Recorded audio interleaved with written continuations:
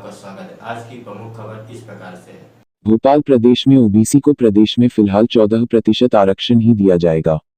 इस मामले में अब अगली सुनवाई 1 सितंबर को होगी, लेकिन इस मामले को लेकर प्रदेश में राजनीति लगातार होती रहेगी। जिस तरह से मंगलवार को सत्तापक्ष और विपक्ष इस मुद्दे को लेकर एक दूसरे पर हमलावर नजर आए, उसे देखकर यही कहा जा सकता है कि दोनों ही पार्टियां ओबीसी और आदिवासियों का साथ चाहती हैं।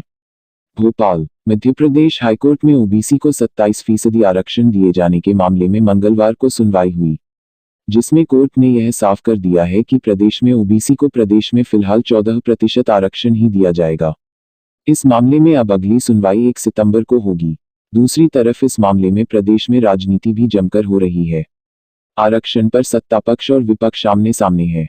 सीएम शिवराज सिंह ने कमलनाथ पर 27% आरक्षण देने की घोषणा को पिछड़े वर्ग के साथ धोखा बताया, तो पलटवार करते हुए कांग्रेस ने बीजेपी पर जानबूझकर कोर्ट में गलत जानकारी देने, मामले को लटकाने और भटकाने की राजनीति करने का आरोप लगाया है।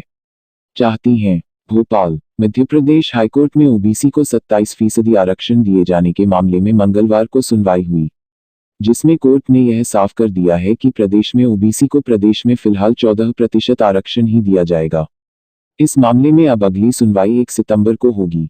दूसरी तरफ इस मामले में प्रदेश में राजनीति भी जमकर हो रही है।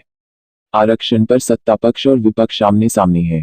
सीएम शिवराज सिंह ने कमलनाथ पर 27% आरक्षण देने की घोषणा को पिछड़े वर्ग के साथ धोखा बताया, तो पलटवार करते हुए कांग्रेस ने बीजेपी पर जानबूझकर कोर्ट में गलत जानकारी देने, मामले को लटकाने और भटकाने की राजनीति करने का आरोप लगाया है। ओबीसी रिजर्वेशन 27% पर 36 का आंकड़ा आमने सामने। आरक्षण पर आमने सामने शिवनाथ।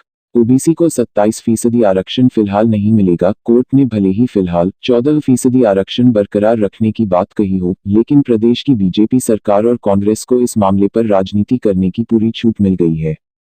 दोनों दल एक दूसरे पर आरोप लगाने की राजनीति कर रहे हैं।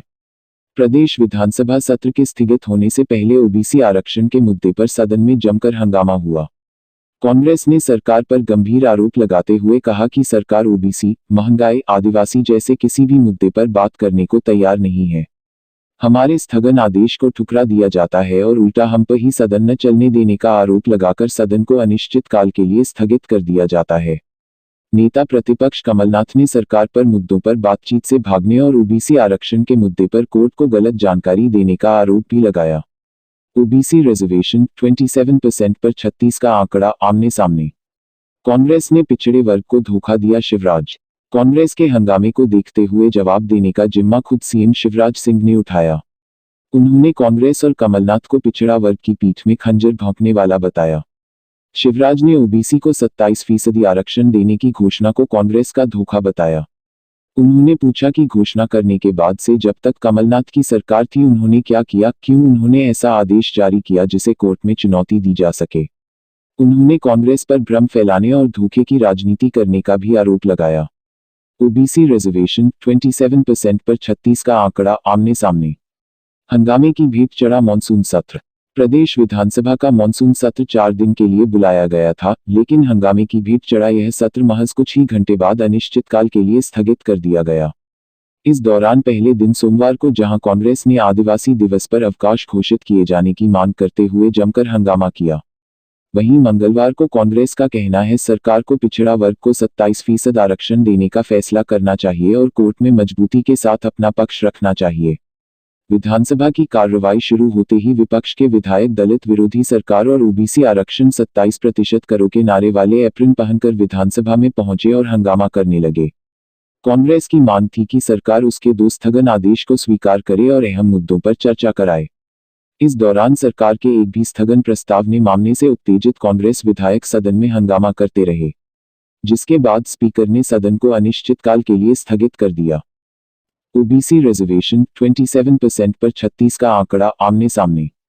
अब तक का सबसे नाकारा विपक्ष नरोत्तम मिश्रा।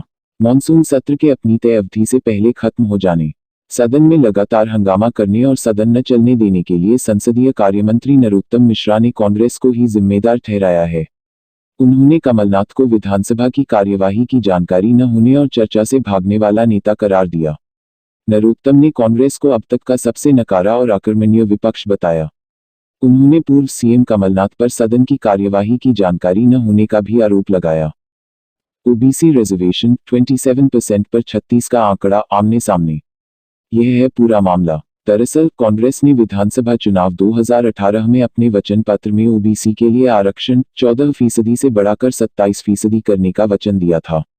कमलनाथ ने मुख्यमंत्री बनने के बाद ओबीसी आरक्षण 27% कर दिया था, लेकिन हमेशा की तरह आरक्षण का मामला कानूनी दाव पेंच में उलझ गया और अभी तक उलझा हुआ है। तो इसलिए इतना हंगामा है। आपको बता दें कि मध्य प्रदेश में ओबीसी की आबादी करीब 55% के आसपास है। प्रदेश में आदिवासी आबादी भी 23% के करीब। आने वाले समय में प्रदेश में 1 लोकसभा और 3 विधानसभा सीटों पर उपचुनाव है। नगरीय निकाय के चुनाव की सुगबुगाहट भी तेज है। ऐसे में दोनों ही पार्टियों की नजर अपने वोट बैंक पर है।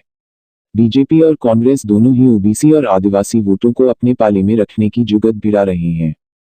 दोनों ही पार्टियों का मानना है कि उपचुनाव और नगरीय निकाय के चुनावों में ये दोनों बड़े वर्ग कहां जाते हैं यह साफ हो जाएगा।